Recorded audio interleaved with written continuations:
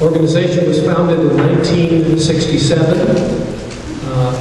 Chuck Judd, who is sitting here at the front table, I believe was there at the founding as one of the volunteers that helped create the organization. So, Chuck, pardon? Bishop Blatcher. And Bishop Blatcher from the Episcopal Church. It grew out of the 1967 urban riots in Cincinnati, and a number of the religious leaders from the Jewish, Catholic and Protestant faiths came together, recognized there needed to be some more coordinated response to the problems that had surfaced of racial tension in the community. And that was the sort of organizing moment that helped to create MARCC.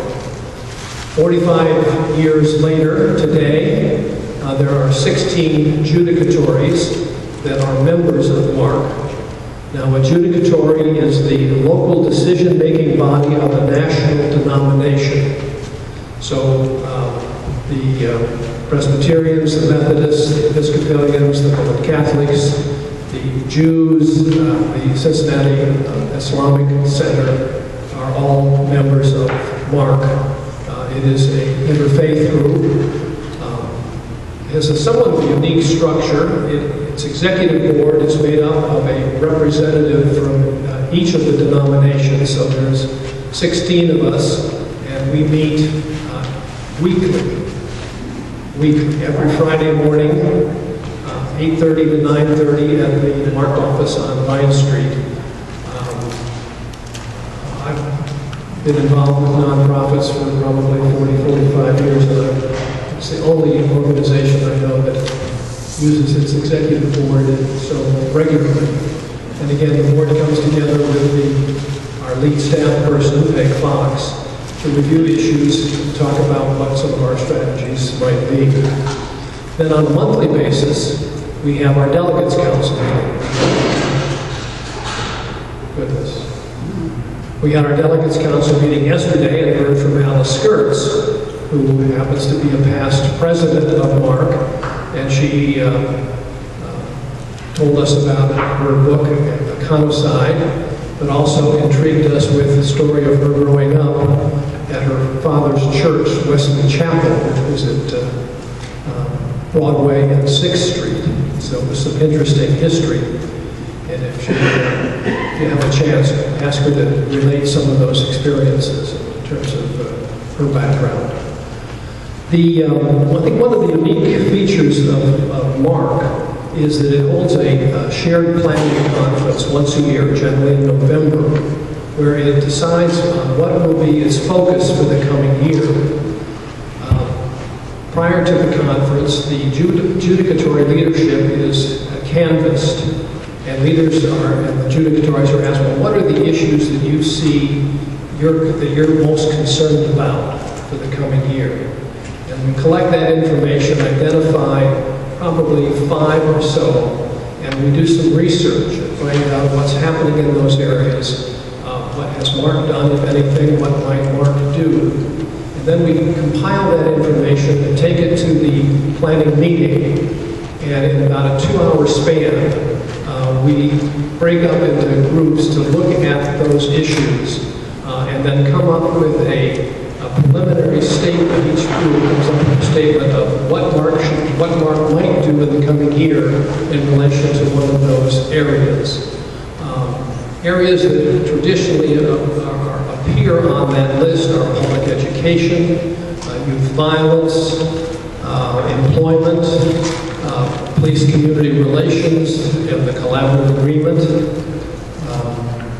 And we have MARCC operates on a consensus model, so that when we finish the review of these issues, each judicatory ranks the issues. Let's say there's 5, with 5 being the top issue, and then 4, 3, 2, 1 ranked. And the compilation, the total points that an issue gets determines its ranking, and then therefore the top 2 become the issues that we'll look at for the year. In the fall last year, the 2 top issues were immigration, and the second issue was affordable housing and homelessness. And those happen to have been the issues in 2010, so we're on our second year considering and working on both those issues. Let me take just a minute to talk about what we've done on one of those areas, immigration, to give you an example of what MARCC might do. Now, MARCC is not a program organization. In other words, we do advocacy. Advocacy is a little tricky because it's not as easy to point to your accomplishments. You know, like the Boys and Girls Club, we can't say we've served so many kids, or child care, we've had so many infants or preschool youth in our program.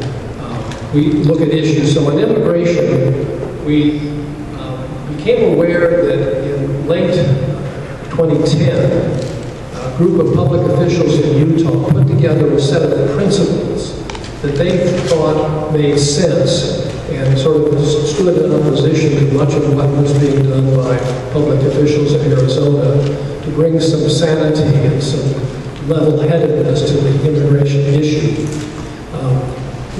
This was highlighted in several publications, the New York Times. We picked up on that and said, you know, why don't we try to recraft a set of principles that we could propose that might be considered in Ohio as a way to guide discussions on immigration. And so we did that. And mid-year last year, we had a news conference, and some of the adjudicatory leaders, including Bishop Schnur from the Archdiocese, appear and make a statement in support of the MARCC principles. And the principles were basically in 5 areas, but made statements that said, you know, immigration policy should be a national issue. We should not have each state having their own immigration policy. We should respect families. We should not, you know, use immigration to break up families. We should respect the rights of all individuals and recognize the contribution that immigrants have made to this country. There's been some interest throughout the state. We've shared those with organizations, interfaith organizations in Columbus and Cleveland, and we hope that you know, those principles will get some additional exposure and might become the basis for a more measured discussion of issues around immigration. So that's one of the issues that we have dealt with, how we've dealt with immigration as an issue. I think with that, Bill, I've got you in mid-bite there with your sandwich. I'll pass the